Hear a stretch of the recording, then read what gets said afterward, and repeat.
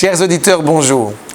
Nous sommes le Shabbat juste après Yom Kippourim, Parashat Ha'azinu, une des dernières parachiotes du livre de Devarim. Nous nous apprêtons à nous séparer, hélas, du plus grand Rav d'Israël, Moshe Rabbeinu, et nous nous apprêtons aussi par là même à rentrer en Eretz Israël. Les derniers enseignements nous livrés par Moshe Rabbeinu sont profondément terribles. Ainsi, Vayavo Moshe Vaidaber et kol divrei hashira azot. Moshe Rabbeinu vient nous transmettre ces derniers enseignements et qui sont appelés justement Shira. Je vais y revenir. Vaychal Moshe ledaber et kol adevarim haele el kol Israël. L'ultime enseignement de Moshe Rabbeinu envers le peuple juif avant, encore une fois, sa séparation du peuple. Et comment peut-on appeler cela une Shira, un chant, alors que des propos terribles y sont tenus? Am naval velo chacham, un peuple, j'aurais envie de dire, dénué d'intelligence. Il est très étrange que cela soit appelé un chant. Ainsi nous commente le Maharal de Prague. De manière générale, un chant, la Torah est appelée un chant.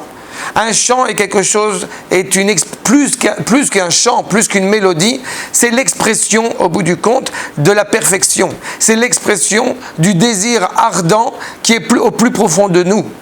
En l'occurrence, quand il s'agit effectivement de Shir HaShirim, le plus grand des chants, il s'agit de l'expression d'amour envers Akadosh Baruch Hu. Et comment peut-on cautionner alors que des propos terribles sont tenus à l'égard d'Am Israël, voire même, va nous dire Rabbi Yitzhak Abravanel, Akadosh Baruch Hu voulait détruire Am Israël et il s'est rétracté. Comment pourrait-on appeler cela un chant ? Comment pourrait-on parler de désir, d'évocation, de joie, de bonheur de ce qui ressort de ce chant, alors que des propos aussi rédhibitoires, aussi profondément animés par la remontrance envers l'Am Israël, envers le peuple juif, ils sont tenus? Eh bien, cela va même plus que ça. Moshe Rabbeinu, justement, va hésiter à tenir des propos aussi durs, de peur que leur cœur se fonde, de peur que justement cela les amène au contraire à s'écarter d'Akadosh Baruch Hu plutôt que de s'en rapprocher. Je crois que la réponse est tenue au bout du fait par le Rav Alsher HaKadosh, qui justement, on ne sera pas étonné si ce n'est pas n'importe qui nous fait des remontrances, mais justement Akadosh Baruch Hu.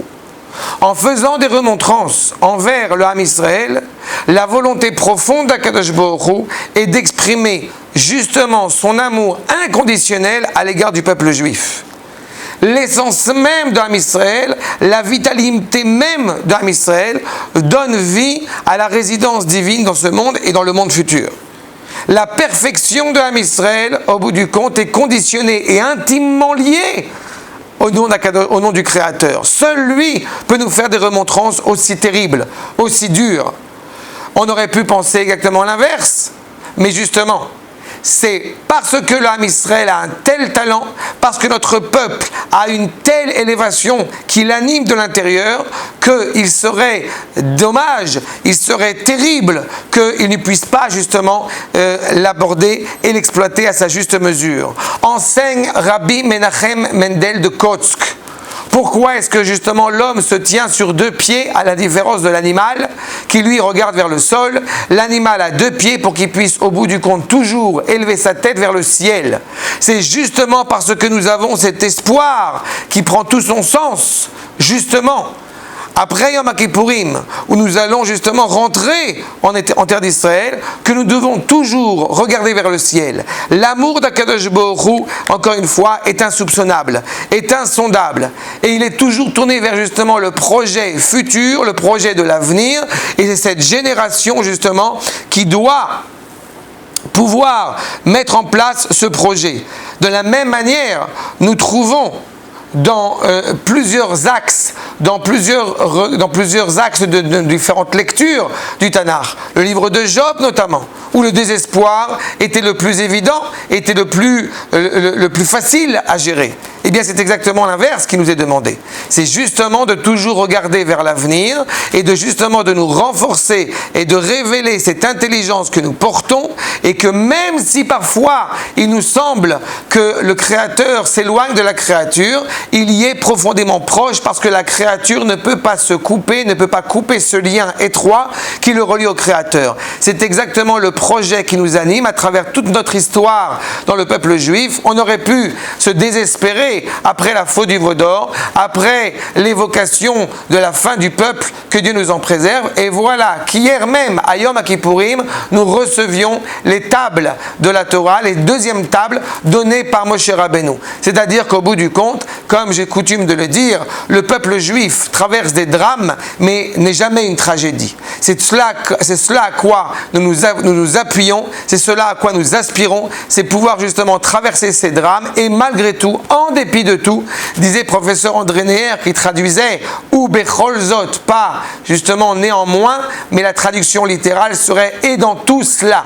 En dépit de tous les drames que notre peuple peut traverser, eh bien nous continuons, parce que le Créateur a pleinement confiance en nous. Et je terminerai par ces propos évoqués par le Rav Kook dans son commentaire sur la Tefila. Modéani lefanecha, melechai vekayam. Combien je me tiens devant toi, Akadosh Baruch Hu, tous les matins au lever du lit. Vechemla rabba emunatecha. Il aurait dû être écrit Chemla rabba emunati. Combien, au bout du compte, est grande la confiance que j'ai en toi, et pourtant, Emunati, et pourtant il est écrit Emunatecha. Grâce à la confiance d'Akadosh Baruch Hu en nous, nous pouvons nous lever tous les matins en dépit de toutes les remontrances qui peuvent être évoquées, en dépit de notre imperfection. Eh bien, nous avons le devoir d'avoir confiance dans le projet, parce que Akadosh Baruch Hu a pleinement confiance en nous. Shabbat Shalom.